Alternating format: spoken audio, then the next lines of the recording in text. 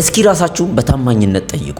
ስንቶቻችሁ ናችሁ አንድ ነገር ለማድረግ አቀዳችሁ አዲስ ስራ መጀመር፣ መጽሐፍ ማንበብ፣ መጸለይ ሊሆን ይችላል። የሆነ ነገር ውስጥ መግባት ካቀዳችሁ በኋላ ነገ አደርገዋለሁ እያላችሁ ስትተውት የነበራችሁ፣ በዚህ ነገር ደግሞ ምክንያት ህይወታችሁን ብዙ ጊዜ ብዙ ዘመን ወደ ኋላ ሲጎተትባችሁ የነበራችሁ ሰዎች ጥቂት ሰከንዶች እንድታስተውሉ ፈልጋለሁ። ምን ያህል ህይወታችሁን ወደ ኋላ የሚያረቃው ነገር ነገ አደርገዋለሁ የሚል ርዕስ እንደሆነ። እንደዚህ አይነት አመለካከትና አባባል ነገሮችን ለነገ መቅጠር የእጣ ፈንታችሁ ሌባ ነው። ዓላማችሁን፣ ራእያችሁን የሚቀብር መንፈሳዊ እስራት ነው። ብዙዎች ግን ይህንን ነገር ልክ እንደ ከባድ ኃጢአት ወይም እንደ መንፈሳዊ እስራት ስለማያዩት ሁሉ ጊዜ ነገ በመቅጠር የሆነ ነገር ለማድረግ ቀጠሮ እያስቀመጡ ህይወታቸውን ወደ ኋላ አመታት እየተጓዙ ይገኛሉ። ይህ አይነቱ ነገር ስንፍና ይባላል። ብዙ ጊዜ ሰዎች ስንፍናን እንደ አንድ ተራ ነገር በቃ ወይ የጊዜ አጠቃቀም ችግር ምናምን አድርገው ብቻ ነው የሚያዩት። ነገር ግን መጽሐፍ ቅዱስ ለስንፍና በጣም ትልቅ ቦታ ይሰጠዋል። በዋናነት ትልቅ መንፈሳዊ ውጊያ በህይወታችሁ ላይ የሚከፍተው አንድ ነገር ቢኖር ስንፍና ነው። እግዚአብሔር የሰጣችሁን ኃላፊነት፣ እግዚአብሔር የሰጣችሁን እድልና ጊዜ እንዳትጠቀሙ የሚገድል የራእይ ገዳይ የሆነ ነገር ነው። በስንፍና ምክንያት በጣም ብዙዎች ከመንግስተ ሰማይ እንኳን ሲቀሩ መጽሐፍ ቅዱስ ላይ እንደ ምሳሌ ጌታ ኢየሱስ ሲናገር አይተናል። አንተ ሰነፍ ብሎ ብዙ ጊዜ ጌታ ኢየሱስ ክርስቶስ በምሳሌ መልክ ሲያስተምርም ተመልክተናል። ዛሬስ በእኔና በእናንተ ህይወት ስንፍና ያደረገብን ጥላቻ፣ ክፋት፣ መጥፎ ነገር ምን ይሁን? ዛሬ እነዚህን የምነግራችሁን 5 ነጥቦች ተመልክታችሁ በእውነት በህይወታችሁ ላይ ስንፍና ምን ያህል አደጋ እያደረሰ እንደሆነ በማወቅ ህይወታችሁን ለመነሳት ለመቀየር ብርቱ ትግል እንደምታደርጉ አልጠራጠርም። ዝግጁ ከሆናችሁ ይህንን ቪዲዮ ላይክ በማድረግ ቻናሉን ሰብስክራይብ በማድረግ አብራችሁኝ ተማሩ። እንደ እግዚአብሔር ቃል ስንፍናን ዛሬ የምንቃወምበት ብርቱ ኃይል የምንቀበልበት ጸጋችንን የምናድስበት ቀን ነው። አቃለው ትንሽ ጠፍቼ ነበረ፣ ግን ለምን ጠፋህ እንኳን አትሉም እናንተ። እሺ ለማንኛውም ዛሬ በዚህ ትምህርት ላይ አብረን እንቆያለን። እወዳችኋለሁ። ቀጥታ ወደ ትምህርቱ።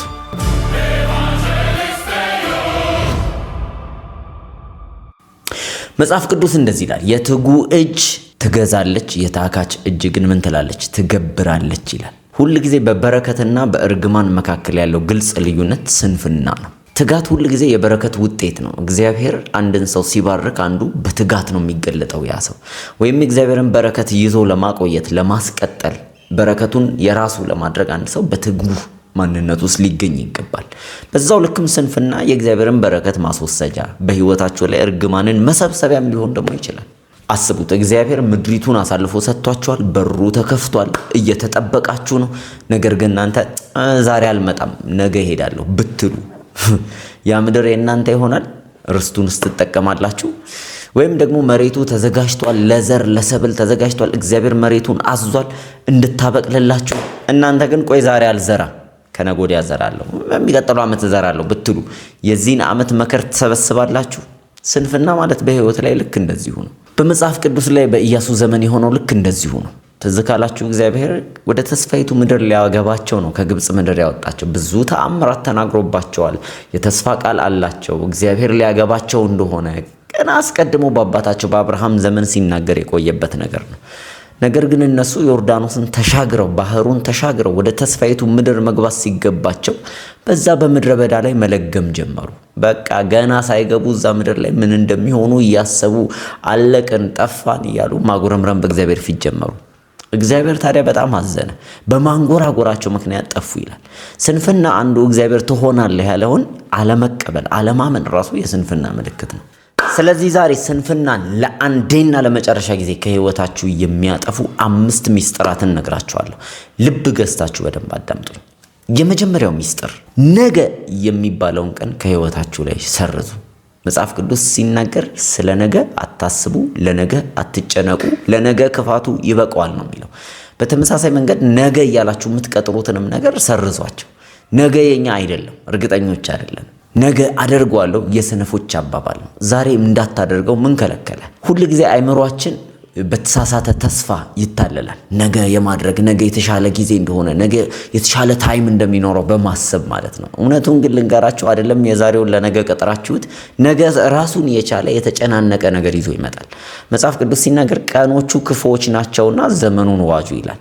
ነገ የሚመጣው ቀን ደስ የሚያሰኝ በጎ ለእናንተ የተዘጋጀ ሰዓት እንዲያው ከዛሬው የተሻለ አንድ 28 ሰዓት ምናምን ይዞ የሚመጣ ቀን የለም።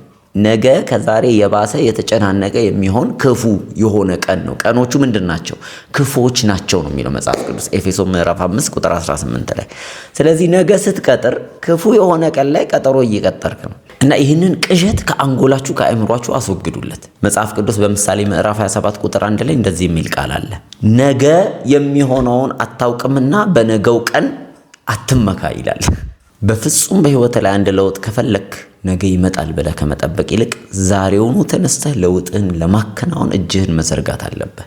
እመነኝ፣ አሁን ያንን ነገር ማድረግ ከከበደህ ነገ ደግሞ የበለጠ ይከብዳል። አሁን ደግሞ ጠንክረህ በዚህ በተጨናነቀ ነገር ውስጥ ነገ የሚያስቀጥር ሁኔታ ሆኖ አሁን ግን ተነስተህ ካደረከው ምንም ነገር ዛሬም ቢሆን ነገም ለማድረግ ተነሳሽነት ይኖርሃል። አይምሮህም ቲክ አድርጎ ማረፍ ይችላል አደረኩት ብሎ እንጂ ወይኔ ነገ አለብኝ አይልም። እግዚአብሔር ሙሴን እንደዛ ነው ያለው። በፊት ለፊታቸው ባህር ተዘርግቷል፣ ከኋላቸው የግብፅ ሰራዊት እየገሰገሰ ነው። በቃ ነገ እረዳሃለሁ፣ ዛሬን አሳድርሃለሁ ምናምን አለ። በእጅ ላይ ምን አለ? አሁን ማድረግ የምትችለው ምንድን ነው አለው። በትር ነበረ። በቃ በበትሩ መተዋል። ዛሬ በእጃችሁ ላይ ምን አለ? ሰዓት አለ፣ ጊዜ አለ፣ ጥቂት ገንዘብ አለች፣ ሀሳብ አላችሁ። ተነሱና ማድረግ ጀምሩ። ለነገ እንዳትቀጥሩ። ለምን? የሚደርስ ሰራዊት አለ እየገሰገሰ በፈረስ የሚከተላችሁ ኮቴያችሁ ጋር እየደረሰ ያላል። ስለዚህ አሁን ነው መከፈል ያለበት ባህሩ። አሁን ነው እናንተ መውጣት ማምለጥ ያለባችሁ። ስለዚህ የመጀመሪያው ሚስጥር እንዳትረሱ፣ ለነገ ምንም ነገር አትቅጠሩ። ነገ የናንተ አይደለም፣ አትመኩበት በነገ። ሁለተኛው በስሜት ሳይሆን በራእይ ተመሩ። ሁሉ ጊዜ ጊዜያችሁን አሸናፊ የምትሆኑት ስንፍናን ከእናንተ የምታስወግዱበት መንገድ ስሜታዊነትን መግደል ስትችሉ ነው። ብዙ ሰዎች በፊሊንግ ነው የሚመሩት። የሆነ ነገር ለማድረግ ቆይ ፊል አላረኩም፣ አልተሰማኝም፣ ወይም አም ኖት ኢን ዘ ሙድ ይላሉ። ግን በሙድ ሳይሆን በራእይ በዓላማ መንቀሳቀስ ስትጀምሩ ለምን ማድረግ እንዳለባችሁ ስለምታውቁ ተሰማችሁም አልተሰማችሁም ታደርጉታላችሁ፣ ትነሳላችሁ፣ እንቅስቃሴ ታደርጋላችሁ። ብዙ ሰዎች ግን ፊሊንጉ ስለሌላቸው የተሰማቸው ስላልሆነ ነገር ውስጥ አያረጉት።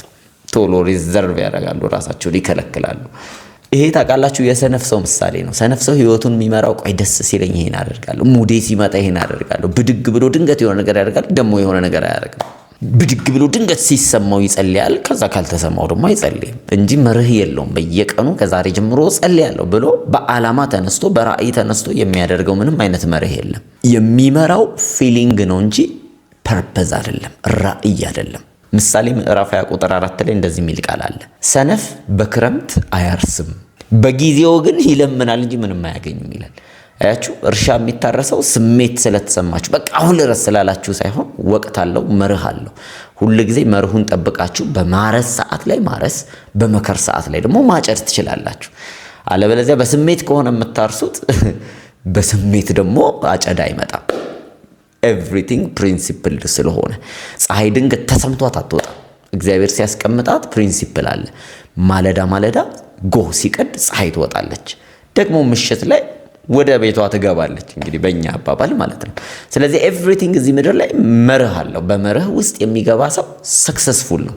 እስከዛሬ ድረስ ፀሐይ ሰክሰስፉል እንደሆነችው፣ ክረምትና በጋ ሰክሰስፉል እንደሆነው እግዚአብሔር የፈጠራቸው በመርህ የሚራመዱ ነገሮች ሁሉ ስኬታማ የሆኑት የሚጓዙት በስሜት ሳይሆን በመርህ ስለሆነ ነው። ይኸው ዘመናት ይቀያየራሉ፣ ሰዎች ትውልድ ይቀያየራል። እነዚህ ነገሮች ግን ጸንተው ቆመዋል። ምን ልላችሁ ነው? በመርህ የሚመራ ሰው ብዙ ጊዜ ጸንቶ የመቆም ኦፖርቹኒቲው ሃይ ነው፣ በስሜት ከሚመራው ይልቅ፣ ፊል ሲያደርግ ከሚንቀሳቀሰው ሰውዬ ይልቅ። ስለዚህ ምናልባት አካልህ፣ ስሜት፣ ፊሊንግ ተኛ፣ እረፍት አድርግ ምናምን ሊል ይችላል። ግን ደግሞ ፐርፐዝህ ማድረግ ያለብህ ነገር እርግጠኛ የሆንክበት ጉዳይ ካለ ስሜትህን ሳይሆን ፐርፐዝህን ማዳመጥ፣ መርህን መከተል ተለማመድ። ህይወታችሁን በስሜት ሳይሆን በስነ ስርዓት መምራት ስትጀምሩ ያን ጊዜ ዲሲፕሊን ትሆናላችሁ፣ ስኬታማዎች ትሆናላችሁ። እኔ ስኬታማ ሰዎችን ብታዩ ብዙዎች ሲተኙ፣ ሲፈልጉ ሲነሱ፣ ሲፈልጉ የሆነ ነገር ሲያደርጉ፣ ሲሰማቸው ሲያደርጉ፣ እነዚህ ግን ወጥረው አንድን ነገር እየጠበጠቡ ነበር። እናንተ እነዚህ አይነት ሰዎች መሆን አለባችሁ። ባጭሩ ምንድነው? በቃ ሰዎች ሲጸልዩ ስታዩ መጸለይ፣ ሲመቻችሁ በቃ ዛሬ ላንብብ ምናምን ማለት ሳይሆን በመርህ በቃ ስትሪክትሊ ዲሲፕሊን አድርጋችሁ ራሳችሁን እነዚህ ነገሮች ማድረግ ጀምሩ። ከቻላችሁ የሚጻፍ አንድ ፊት ለፊት ላይ ልክ እንደ እንትን አይነት ነገር አስቀምጡና ዋይት ቦርድ ነገር ወይ ደግሞ የሆነች ትንሽ ስቲኪ ኖት አድርጋችሁ ዛሬ ይሄን አድርጌያለሁ ቲክ የምታደርጉት ነገር ይኖራችሁ። በጣም ህይወትን ያቀልላችኋል። ስኬታችሁን በዛው ልክ ፕሮግሬሲቭ ይሆናል፣ የሚቀጥል የማይቋረጥ ይሆናል ማለት ነው። ሶስተኛው ወሳኝ የሆነ ሚስጥር ጥቂት ነገርን አትናቁ። ሁሉ ጊዜ ጥቂት ነገርን የሚንቅ ሰው ነው ለስንፍና የሚዳረገው። አሁን ይሄን አደረኩት አላደረኩት ምን ይለወጣል? ምን ይቀራል? ምን ይመጣል? መጽሐፍ ቅዱስ ጥቂት በጥቂት የምትከማች ሀብት ትበዛለች ብሎ ይናገራል። ምን ማለት ፈልጌ ነው? ዛሬ የምትጀምሯት ምናልባት አንድ ነገር ሊሆን ይችላል። አንድ ፑሽ አፕ ስፖርተኛ ለመሆን ብታስቡ አንድ ፑሽ አፕ ምንም ለውጥ የሚያመጣ ላይመስል ይችላል። ነገ 2 ብታረጉትም ትልቅ ነገር በህይወታችሁ ላይ ሰውነታችሁ ላይ የሚያመጣ ለውጥ ላይኖር ይችላል። 3ኛ ቀን ስትደግሙት፣ 4ኛ ቀን ስትደግሙት፣ 5ኛ ቀን እያደገ ሲሄድ ግን የሆነ ቀን ራሳችሁን ስታዩ ዞር ብላችሁ ለካ ትልቅ እርምጃ ተራምዳችኋል። ለካ ሩቅ መሄድ ጀምራችኋል፣ መጓዝ ጀምራችኋል። ልክ እንደ ቤተሰሪ ነው። ዛሬ ምናልባት መሬቱን መቆፈር ሊሆን ይችላል የሰራው ስራ። ግን በጣም ብዙ ሰዎች ያቺን መሬት መቆፈር ለውጥ ላያዩ ከፍ ያለ ነገር ላይ መለከቱ ይችላሉ። ነገ ግን እዛች መሬት የቆፈረው ላይ የሆነ ድንጋይ ነገር ጨመረበት። አሁንም ምንም የሚታይ ነገር የለም። ነገር ግን ከሌላኛው መሬት ይሄኛው መሬት እየተቀየረ ነው። ነገር መሸከም የሚችል መሬት እየሆነ ነው። ከዛ ቀስ እያለ አንድ ዙር ብሎኬት ሲያስቀምጥበት፣ ሲሚንቶ ሲያደርግበት፣ ሲደርብ የሆነ የተዋበ ትልቅ ድንቅ ቤት ይሆናል። ታውቃላችሁ፣ ብዙ ጊዜ ኮንስትራክሽን ሰፈሮች ጋር ብትሄዱ አንደኛው ልክ የሆነ ነገር መስራት ሲጀምር አካባቢው ያሉ ሁሉ መነቃቃት ይጀምራሉ። አካባቢው ያሉ ሁሉ መገነባባት ይጀምራሉ። ያኛውን ስለተመለከቱ ምን ልላችሁ ፈልጌ ነው፣ ጥቂት ነገር ምን ትሰራለች ብላችሁ እንዳትንቁ። ያቺ ጥቂት ነገር በስታ አድጋ ትልቅ ትሆናለች። እና አባይን የሚያካክል ትላልቅ ወንዝ በምድራችን ላይ የጀመሩት ከምንድን ነው ብትሉ ከትናንሽ ጅረቶች፣ ፍልቅ ከሚሉ ምንጮች፣ እነዚህ ተጠራቃቅመው ተሰባስበው ወደ አንድ ጅረት ተቀይረው ትልቅ ጎርፍ አገር የሚያቋርጥ ድንበር የሚሄድ አፈር ይዞ ተሸክሞ የሚሄድ ሀብት ይዞ የሚሄድ ትልቅዬ ወንዝ ይሆናል። ጥቂት በጥቂት በምትከማች ነገር እንዳትስሉ፣ ተስፋ እንዳትቆርጡ። ብዙ ሰዎች አንድ ነገር የማይጀምሩት ስለሚንቁት ነው። እቺ ምን ታረጋለች ብለው ነው የሚያስቡት። ነገር ግን እቺ ያልከው ነገር ትልቅ ይሆናል። የጥቂቱን ቀን ነገር የናቀ ማን ነው ይላል ትንቢተ ሐጌ ላይ። ክፍሉ እናንተ ሄዳችሁ አንብቡት። በአንድ ጊዜ 100 ኪሎ ሜትር ለመራመድ አትነሱ። በጣም ከባድ ነው። ወይራው ታረጋላችሁ፣ ትዘላላችሁ፣ ትሞታላችሁ። ነገር ግን 100 ሜትር ለመራመድ ግን ተነሱ። 100 ሜትር በጣም ቀላል፣ ማንም ሰው ያቺን ማድረግ አይከብደውም። በሚቀጥለው ቀን ሌላኛውን 100 ሜትር አድርጉት።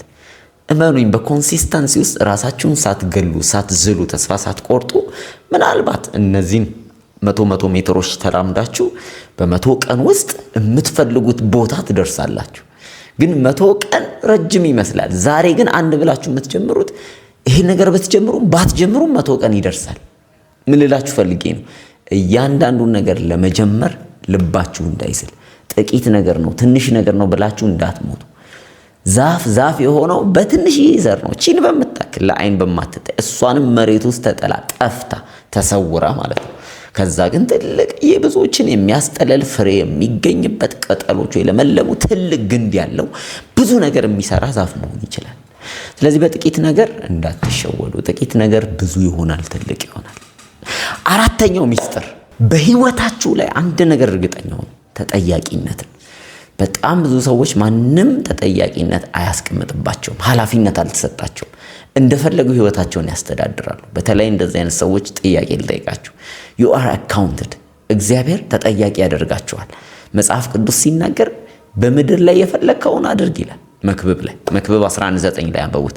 የፈለከውን ስራ፣ የፈለከውን አድርግ፣ ነገር ግን በእያንዳንዱ ነገር በእግዚአብሔር ፍርድ ፊት እንደምትጠየቅበት እወቅ ይላል።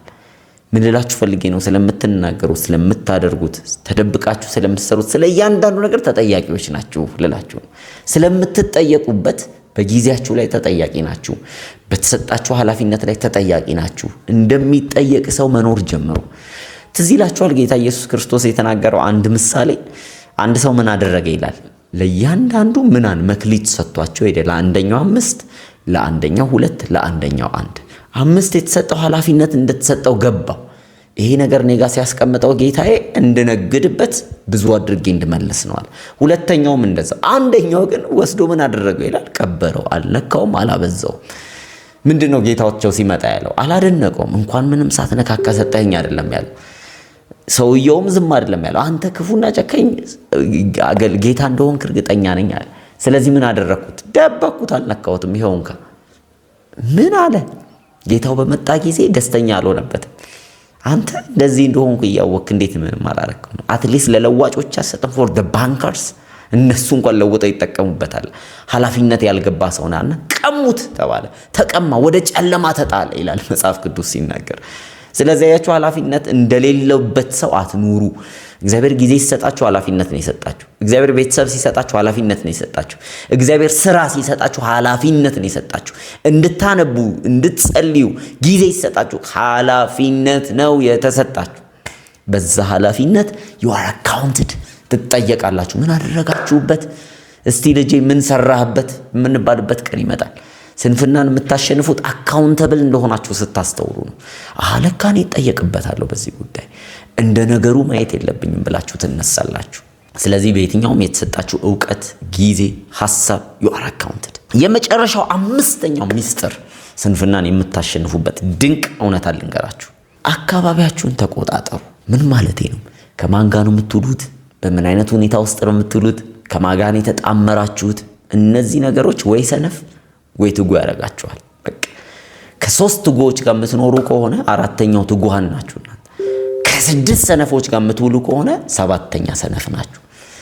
አንዳንድ ጊዜ እኮ ንቅት የምትሉት የሆነ የሚጸልይ ሰው ስታዩ ተንበርክኮ ሻባላባላ በየቀኑ ሲተጋ ስታዩ እንዴ መጸለይ ለካ አለብኝ ትነቃላችሁ። ደግሞ ከሰነፍ ሰው ጋር የሚያዘወትረው በቃ ከሴሰኛ ጋር ምናምን ደግሞ ስታዩ በቀላሉ ወደዛ ባህሪ ትሳባላችሁ። ስለዚህ ኮንትሮል ዩር ኢንቫይሮንመንት፣ ከባቢያችሁን ተቆጣጠሩት። የምትውሉት ከሰነፍ ጋር ከሆነ ሰነፎች ነው የምትውሉት። ከጠቢብ ጋር የሚውል ደግሞ ጠቢብ ይሆናል ይላል መጽሐፍ ቅዱስ። ስለዚህ ከማጋ እንደምትውሉ ተጠበቁ። አካባቢያችሁ ላይ ትጉ ካልሆኑና አላማ ቢስ ከሆኑ ጓደኝነት ጋር የተጣመራችሁ ከሆነ በቀላሉ ወደ እነሱ ባህሪ የመሳብ ነገር ውስጥ ትገባላችሁ። ምሳሌ 13:20 ላይ ነው ከጠቢባን ጋር የሚሄድ እርሱ ጠቢብ ይሆናል ነው የሚለው። የሰነፎች ባልንጀራ ግን ምን ይላል? ይጠፋል ተብሎ ነው የተጻፈልን። ስለዚህ በጣም የሚያስቀኑ በትጋት የሚሰሩ የሚንቀሳቀሱ እግዚአብሔርን የሚፈሩ ታላላቅ ሰዎች ጋር በመዋል ውስጥ ብቻ የምትካፈሉት ጽኑ የሆነ ስነ ምግባር ይኖራል። የምትቀርቡት ሰዎችን በዓላማና በምክንያት መሆን አለበት። አለበለዚያ ከሰነፎች ጋር እንዳትጠፉ። የሰነፎች ባልንጀራ ምን ይላል? ይጠፋል ነው የሚለው ክፍሉ። በጣም ብዙ ሰዎች ውስጥ ትልልቅ ፖቴንሻል አለ። በስንፍናቸው ምክንያት ብቻ ግን እነዛ ታላላቅ ነገሮች አልተገለጡም። ምናልባት በእናንተ ውስጥ ትልልቅ ቢዝነሶች አሉ፣ ትልልቅ የአገልግሎት ጸጋ አቅሞች አሉ፣ ትልልቅ መጽሐፍቶች አሉ፣ ትውልድን የሚነኩ የሚለውጡ ብዙ ነገር ውስጥ አንቺ ውስጥ አንተ ውስጥ አለ። ለምንድን ነው ግን ያልወጣው ብላችሁ ስታስቡ ምናልባት ሰንፋችሁ ሊሆን ይችላል። ጊዜ እየጠበቀ ሊሆን ይችላል። ዛሬ እናንተ ያንን ቆፍራችሁ ማዕድኑን የምታወጡበት፣ ወርቁን ሸጣችሁ የምትጠቀሙበት፣ ለትውልድ የምትጠቅሙበት፣ ትውልድ እንዲዋብበት እንዲጠቀምበት ከናንተ ውስጥ የሚወጣውን ነገር ከዚህ አፈር ውስጥ አውጥታችሁ ለትውልድ እንድትሰጡ አሳስባችኋለሁ። እግዚአብሔር የሰነፎች አምላክ አይደለም። ተነስተው የሚያደርጉ ጋር እግዚአብሔር አብሮ ያደርጋል። ከሚሄዱ ጋር እግዚአብሔር ይሄዳል። ከተኛችሁ ግን እግዚአብሔር ዝም ብሎ ነው የሚያያችሁ። ስለዚህ ነገ ሰራዋለሁ ነገ አደርገዋለሁ የሚለውን የቀጠሮ ብዛትና የስንፍና ግርግር ትተህ ዛሬውኑ እግዚአብሔር ባንተ ውስጥ ወዳስቀመጠው መክሊት በመመልከት አንስተህ እንድትነግድበት፣ እንድትሰራበት፣ እንድትንቀሳቀስበት አበረታታለሁ። አስተውሉ። ህይወታችሁ የሚቀየረው ነገ በምታደርጉት ድርጊት ሳይሆን ዛሬ በምትጀምሯት ትንሽዬ ነገር ናት። እሷ ነች ተጨባጯ ነገር ነገ ትልቅ ነገር የምትሆነው። ከመሄዳችን በፊት በዚሁ ርዕስ ላይ የጻፍኩት አንድ ወሳኝ መጽሐፍ አለ። ታካች ሰው ይላል፣ ወይም 10 የስንፍና ምልክቶችና ስንፍናን የምንዋጋበት መንገድ ይላል። በጣም የሚጠቅም ትምህርታዊ የሆነ መጽሐፍ ቅዱሳዊ ሐሳብ ያደረገ መጽሐፍ ነው። በስንፍና ዙሪያ ላይ አሸናፊ እንድትሆኑ የሚረዳችሁ መርሆችን የያዘ መጽሐፍ ነው። ዛሬ ነገ ሳትሉ ምንም ሳትሰንፉ ይሄንን መጽሐፍ አዛችሁ እዚህ ጋር በምታያቸው ስልክ ቁጥሮች እንድታነቧቸው አባለታታችኋለሁ። እርግጠኛ ነኝ ስንፍናን አሸነፋችሁ በእግዚአብሔር መንገድ ስትጓዙ አያችኋለሁ። ጌታ ኢየሱስ ክርስቶስ ከእናንተ ጋር ይሁን። ሰላማችሁ ይብዛ። በዚህ አስተያየት መስጫ ላይ ሐሳባችሁን እያጋራችሁ ደግሞ ይህንን መልእክት ይጠቅማል ብላችሁ ለምታስቡት ለአንድ ሰው፣ ለሁለት ሰው፣ ለሶስት ሰው እንድታጋሯቸው አበረታታችኋለሁ። በተረፈ በጣም ነው ማከብራችሁ የምወዳችሁ። ለጥቂት ጊዜ ወደዚህ አልመጣም። የሚኖረን ትልቅ የሚሽን እንቅስቃሴ አለ። በልባችሁ ያንን የሚሽን እንቅስቃሴ አስባችሁ ወደ ሰሜኑ ክፍል ላይ ነው የምንሄደው። ጸልዩልን፣ ጌታ ኢየሱስ ክርስቶስ እንዲረዳን። ደግሞ በተመለስን ጊዜ የነበረንን ቆይታ ለእናንተ ነግራችኋለሁ። ስለዚህ ጌታ ኢየሱስ ከእናንተ ጋር ይሁን። እስከዛው ድረስ መልካም ጊዜ ይሆንላችሁ። ተባረኩልኝ።